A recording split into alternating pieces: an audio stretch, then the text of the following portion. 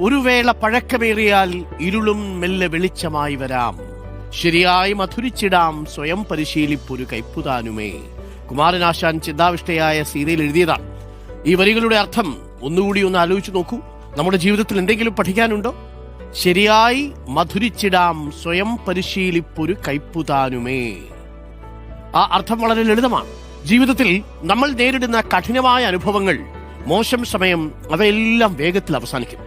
ഓരോ പരീക്ഷണങ്ങളും ഓരോ പാഠങ്ങളാണ്, നമ്മളെ കൂടുതൽ കരുത്തുള്ളവനാക്കി മാറ്റാൻ പറ്റുന്ന പാഠങ്ങൾ. ഇന്ന് നമ്മുടെ മുന്നിലുള്ള ഇരുൾ പോലും കാലത്തിനൊപ്പം വെളിച്ചമാകാൻ തുടങ്ങും. കയ്പും കഷ്ടതയും അനുഭവിച്ചാലേ ശരിയായ പാഠങ്ങൾ നാം പഠിക്കൂ. ആശാൻ എന്ത് മനോഹരമായി പറഞ്ഞു തന്നിരിക്കുന്നുവല്ലേ. അനുഭവങ്ങളിലൂടെയാണ് പഠിക്കേണ്ടത്. ഒന്ന് പഠിച്ചാൽ പിന്നെ ആ വഴിക്ക് പോകരുത്. മുന്നോട്ടുള്ള ജീവിതം പ്രതിസന്ധിയുടെയും പ്രലോഭനങ്ങളുടെയും ഒരു കൂടാരം തന്നെയായിരിക്കും.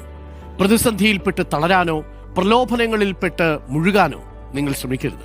അതിനെ കരുതലോടെ നേരിട്ടാൽ പിന്നെ ഒന്നും പേടിക്കണ്ട. പ്രിയപ്പെട്ട പ്രേക്ഷകരെ, അങ്ങനെ നമ്മൾ സ്വയം പരിശീലിച്ച കയ്പുകൊണ്ട് അത് മധുരമായി മാറ്റാനുള്ള കരുത്ത് പ്രിയപ്പെട്ട പ്രേക്ഷകർക്കുണ്ടാവട്ടെ എന്ന് ആശംസിച്ചുകൊണ്ട് ഈ വാർത്താ പ്രഭാതം നമ്മൾ തുടങ്ങുന്നു.